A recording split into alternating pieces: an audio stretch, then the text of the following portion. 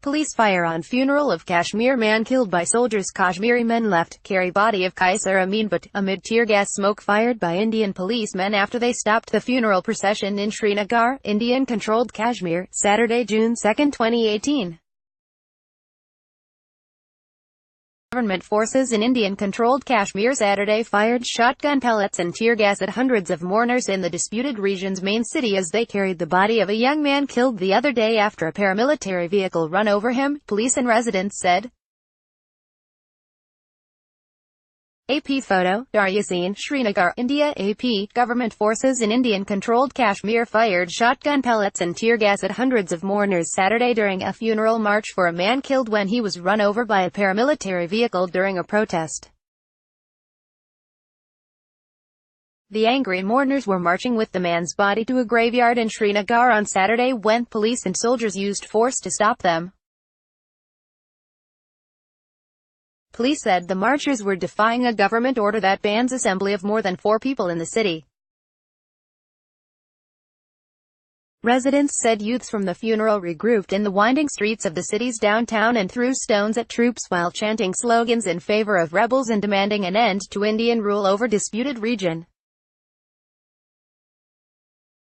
Fierce clashes broke out in several places in the city. Police later took the custody of the body and said they would allow only a handful of relatives to take the body for burial in the city's main martyrs' graveyard where hundreds of rebels and civilians killed since the start of an anti-India armed rebellion are buried.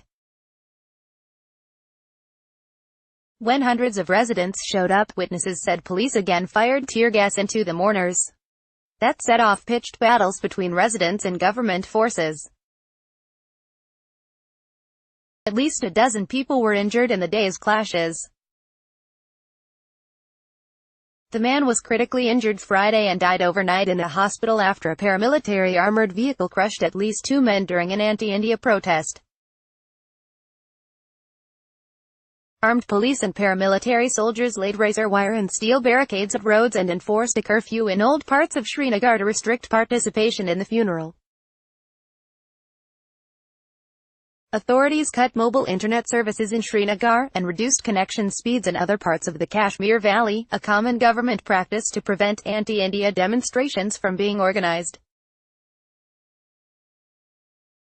Shops, businesses and schools remained closed in the region Saturday as separatists had already called for a strike to protest Indian rule. Friday's incident was the second of its kind in recent weeks.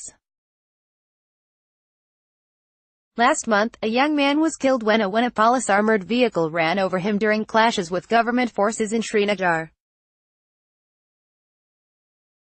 Anti-India sentiment runs deep in Kashmir, a disputed Himalayan territory divided between nuclear-armed rivals India and Pakistan but claimed by both in its entirety.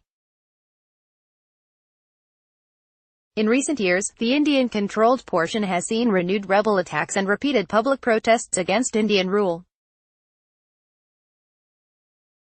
Residents said the armored vehicle in Friday's incident drove wildly into a crowd of anti-India protesters, slamming into a half-dozen people and crushing at least 2 men beneath its wheels, injuring them critically. An Associated Press photographer captured the horror in a series of photographs of the other injured man, who doctors say is still in critical condition. Indian officials blamed the protesters and said the crowd was trying to drag the soldiers from their vehicle. Police, however, said the incident was a mistake by the nervous driver and on Saturday registered a case against him for rash and negligent driving. Police also said they were registering cases of attempted murder against an unspecified number of protesters who attacked the vehicle. Copyright 2018 The Associated Press.